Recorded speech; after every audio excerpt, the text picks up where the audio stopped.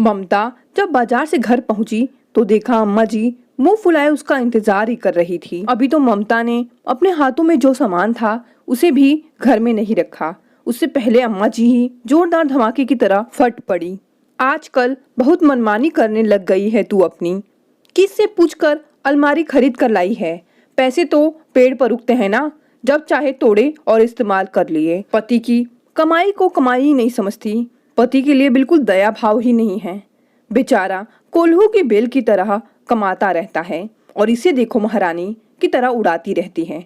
ममता इस बात के लिए तैयार थी। उसे पता था कि अम्मा जी जरूर चिल्लाएंगी, इसलिए जवाब ना देकर चुपचाप सामान ले जाकर एक तरफ रख दिया और रसोई में जाकर चाय बनाने लगी। चाय बनाते बनाते उसे अपनी शादी के बाद का वो दिन याद आ गया जब वो विदा होकर इस घर में आई थी।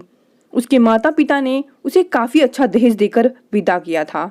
घर गृहस्थी का सारा सामान दिया था ताकि उनकी बेटी को कोई कमी महसूस ना हो। जब रात को उसे उसकी ननंद कमरे में लेकर गई तो उसने देखा कि कमरे में एक पुराना पलंग और 2 पुराने से बक्से रखे हुए थे। उसने सोचा कि शायद उसका नया बेड, अलमारी और ड्रेसिंग बाद में अरेंज कर दी जाएगी, इसलिए उसने किसी से कुछ नहीं कहा। जब दूसरे दिन रसोई की रस्म के बाद वो पग फेरों की रस्म के लिए अपने घर गई तो उसे तब भी लगा था कि उसका सामान उसके आने तक उसके कमरे में शिफ्ट कर दिया जाएगा। जब वो दूसरे दिन पग फेरों की रस्म पूरी करके वापस आई तब भी उसका सामान खोला नहीं गया था। 2-3 दिन इसी तरह से और निकल गए।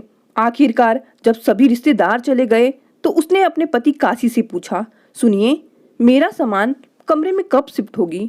मैं भी अपना सामान अरेंज कर लूँ। अभी तो पूरा सामान बिखरा पड़ा है। फिर अगले महीने दीदी की भी तो शादी है, उससे पहले सामान अरेंज हो जाए तो अच्छा है। सुनकर काशी चुप रह गया और कमरे के बाहर जाने लगा। इतने में अम्मा जी कमरे में आ गई और आते ही बोली, बहू, मैं तुझसे कुछ जरूरी बात करने आई हूँ। अब तू इस घर की सदस्य है और तुझे तो पता ही है कि अगले महीने तेरी ननंद की शादी है। अब बेटा 2-2 शादी का खर्चा हो गया। अब तुम्हारी शादी हुई है और 1 महीने बाद तुम्हारी ननंद की होगी, तो मैं सोच रही हूँ कि उसका दहेज क्यों खरीदूं। तुम्हारा इतना दहेज आया है तो इसी में से जरूरी सामान दे देती हूँ, इसलिए अभी तक तुम्हारा सामान नहीं खोला है। ममता ने अम्मा जी की बात सुनकर काशी की तरफ देखा तो काशी ने अम्मा जी से कहा, माँ, एक काम करते हैं, अभी गुड़िया को कम दहेज दे देते हैं, बाद में जब फुर्सत होगी तो तीज त्योहार पर कुछ ना कुछ दे देंगे। पर ममता का सामान उसके माता पिता ने भी तो बड़े अरमान के साथ उसे दिया है, उसे रहने दो। काशी की बात सुनकर अम्मा जी तुनकते हुए बोली, अरे ऐसे कैसे अपनी बहन को कम दान दहेज के साथ विदा करेगा? उसके ससुराल में उसका क्या मान रह जाएगा? लेकिन अम्मा, मेरी बात तो सुनो, ममता को भी तो इस सामान की जरूरत है। हाँ, तो मैं कब मना कर रही हूँ? ममता के लिए हम बाद में और खरीद लेंगे ना, मना थोड़ी ना कर रही हूँ। धीरे धीरे दोनों माँ बेटे के बीच बहस बढ़ने लगी तो ममता ने कहा, कोई बात नहीं है, आप ये सामान दीदी को दे दीजिए। इस बात को भी 2 साल हो चुके हैं लेकिन आज तक ना अलमारी आई ना ही दूसरा सामान। कई बार ममता कह चुकी लेकिन अम्मा जी हर बार टांग अड़ा देती, इसलिए इस बार ममता ने काशी से पैसे लेकर बिना अम्मा जी को बताए खुद ही जाकर अलमारी बुक कर दी। अम्मा तनतना गई, अरे तुझसे ही पूछ रही हूँ, किसी और से नहीं। किससे पूछकर तूने अलमारी खरीदी? अच्छा, अलमारी पहुँचा दी उन लोगों ने? जरा मैं भी तो देखूं अलमारी सही से पहुँची है या नहीं। कहकर ममता उठी और अपने कमरे में आकर देखा तो अलमारी आ चुकी थी। बड़ी बेशर्म है रे तू तो, यहाँ सास तुझसे सवाल पर सवाल किए जा रही है, बजाय उसका जवाब देने के अपने ही काम में लगी हुई है। अगर अलमारी का दीदार कर लिया हो तो पलट करके अपनी सास को भी जवाब दे दे। किससे पूछकर तू ये अलमारी लेकर आई है?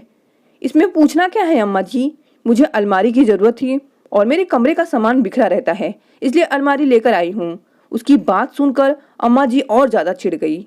फालतू का पैसा खर्च कर दिया, मेरा बेटा इतनी मेहनत करके कमाता है और इससे देखो बस उड़ाने में लगी रहती है। अरे पिछले 2 साल से भी तो सामान रखने में ही आ रहा था ना, फिर अचानक क्या हो गया? और ये 2 बक्से हैं तो रखे हैं तुझे सामान रखने के लिए, फिर क्या परेशानी है? उनकी बात सुनकर ममता ने कहा, इन बक्सों में मेरा सामान नहीं आता अम्मा जी, मुझे अलमारी की ही जरूरत थी, इसलिए लेकर आई हूँ। सामान क्या मुफ्त में आता है? क्या पैसे नहीं लगते इसके? जो मुंह उठाकर चल दी अलमारी खरीदने के लिए और ले भी आई। बड़े राजा महाराजाओं के घर में पली बड़ी है।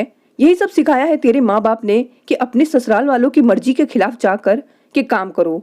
ममता ने पलट कर कहा, बस कीजिए अम्मा जी, क्या मेरे पति की कमाई पर मेरा थोड़ा सा भी हक नहीं है? अलमारी की मुझे कितनी जरूरत है? सिर्फ मेरा अकेले का तो सामान है नहीं, आपके बेटे का ही सामान होता था, उसे कहाँ रखूं? और क्या कह रही हैं आप? सामान पैसों से आता है? तो मेरे दहेज का सामान भी पैसों से ही आया था, जिसे उठाकर आपने अपनी बेटी की शादी में दे दिया और मुझे पकड़ा दिए ये 2 पुराने से छोटे छोटे बक्से। खुद का पैसा बचाने के चक्कर में मेरी जरूरतों को आपने एक तरफ रखा, जबकि मेरे कमरे में एक भी अलमारी नहीं थी। फिर भी मैं चुप रही, लेकिन आज तो आप मेरे माता पिता तक पहुंच गई। हाँ, किसी राजा महाराजा से कम नहीं है मेरे पिता। पैसा लगाकर उन्होंने अपनी बेटी को सामान दिया था, आपकी तरह नहीं कि अपनी बहू का सामान अपनी बेटी को पकड़ा दिया। कहकर ममता अपने काम में लग गई और अम्मा जी अपना सा मुंह लेकर बाहर आ गई।